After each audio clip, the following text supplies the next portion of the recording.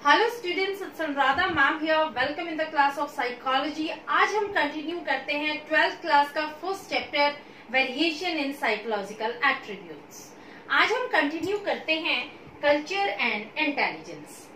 देखो, इंटेलिजेंस का एक मेजर कैरेक्टरिस्टिक ये है कि वो इंडिविजुअल की मदद करता है to adapt to the environment. जैसा एनवायरनमेंट होता है, जैसे सर्कमस्टांसेस होते हैं, उसी के अनुसार जो इंडिविजुअल अपने आप को अडेप्ट कर लेता है, अपने आप को ढाल लेता है, तो हम कहते हैं ये पर्सन इंटेलिजेंट है। रशियन साइकोलॉजिस्ट वाइगोत्स्की ने क्या कहा है कि culture provides social context in which people live, grow and understand the world. Culture हमें ऐसा सोशल एनवायरनमेंट प्रोवाइड करता है जिस एनवायरनमेंट में हम ग्रो होते हैं, हम रहते हैं और हम अंडरस्टैंड करते हैं एक दूसरे की फीलिंग्स, एक दूसरे की डिजायर्स, एक दूसरे के इमोशंस को। इंटेलिजेंस वेरी करता है फ्रॉम कल्चर टू कल्चर। हर कल्चर में एक जैसा इंटेलिजेंस नहीं होता। कैसे? देखो, जो सोसाइटीज लेस टेक्नोलॉजिकली डेवलप्ड होती है, उन सोसाइटीज में सोशल और इमोशनल स्किल्स की वैल्यू होती है। वहां पर जिस इंटेलिजेंस की वैल्यू होती है वो सोशल और इमोशनल इंटेलिजेंस होता है। वेयर जो डेवलप्ड सोसाइटीज है, वहां पर पर्सनल अचीवमेंट की वैल्यू होती है, वहां पर पर्सनल ग्रोथ की वैल्यू होती है, which is based on reasoning and judgement. Clear? अब देखो, क्वेश्चन अराइज होता है कि आखिर ये कल्चर होता क्या है। कल्चर में हमारे सारे कस्टम्स, सारे ट्रेडिशन, सारे कन्वेंशन, सारे बिलीफ्स, ये सभी आते हैं, तो उसे हम कहते हैं कल्चर। तो कल्चर क्या होता है? It's a collective system of customs, beliefs, attributes, achievements in arts and literature. तो जो भी आपके बिलीव्स हैं, जो भी आपकी ट्रेडिशन है, जो आपकी कस्टम है, जो आपका एटीट्यूड है, ये सब क्या है? ये सब कल्चर में ही आता है। क्लियर? बहुत सारे साइकोलॉजिस्ट ने थ्योरीज डेवलप की इंटेलिजेंस की, लेकिन उन्होंने कल्चरल एनवायरनमेंट को रिगार्डलेस कर दिया। लेकिन एक साइकोलॉजिस्ट स्टर्नबर्ग ने क्या कहा कि intelligence is the product of culture. यानी इंटेलिजेंट वो लोग समझे जाते हैं जो कल्चर के अकॉर्डिंग अपने आप को ढाल लेते हैं, जो कल्चर के अकॉर्डिंग एक्ट करते हैं, उन्हें हम इंटेलिजेंट कहते हैं। As per Vygotsky, culture has a life of their own. जैसे इंसान का अपना जीवन होता है, कल्चर का भी अपना जीवन होता है। वाइगोत्स्की कहते हैं कि कल्चर भी ग्रो होता है, कल्चर भी चेंज होता है, और कल्चर का भी एक एंड पॉइंट होता है जहां पर हम कहते हैं कि अब कल्चर में एक सक्सेसफुल डेवलपमेंट आ गया। क्लियर? तो क्या कहते हैं कि culture grow, change and there is a end product of successful intellectual development in culture. उनके अकॉर्डिंग कल्चर के दो मेंटल फंक्शंस होते हैं।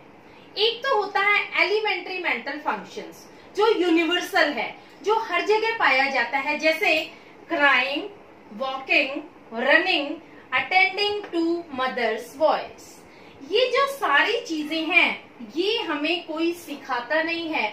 अगर हमारी मम्मी हमें आवाज लगा रही है तो हम ऑटोमेटिकली उस आवाज को रिकॉग्नाइज कर लेते हैं। ये हमें कल्चर ने नहीं सिखाया, ये यूनिवर्सल है, ये नेचुरल है, ये बाय बर्थ है।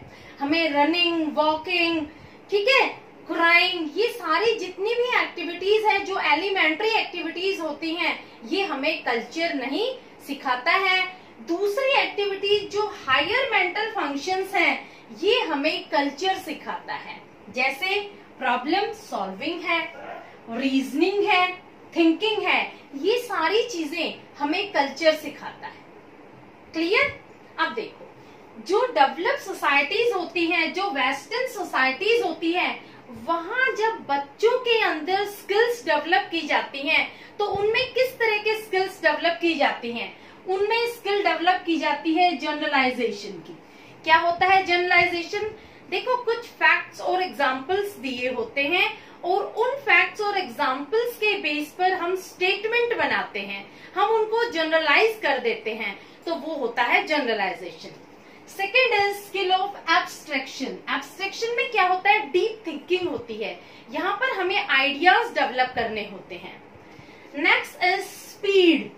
उनमें स्पीड डेवलप की जाती है कि कैसे वो अपने एंड प्रोडक्ट को अचीव करने के लिए, कैसे अपने टारगेट को अचीव करने के लिए स्पीड डेवलप करते हैं।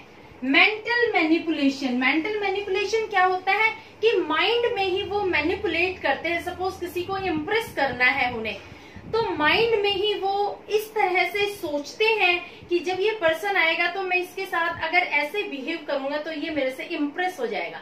तो यानी माइंड में वो मैनिपुलेशन करते हैं, और जब एक्शन करना होता है तो after manipulation, mind manipulation, action is done. Action वो तब करते हैं जब उनका माइंड मैनिपुलेटेड हो चुका होता है। पहले जो भी कैलकुलेशन करनी होती है, कैसे उन्हें बिहेव करना है, वो सब वो अपने माइंड में सेट कर लेते हैं और बाद में वो एक्शन को पुट करते हैं। क्लियर?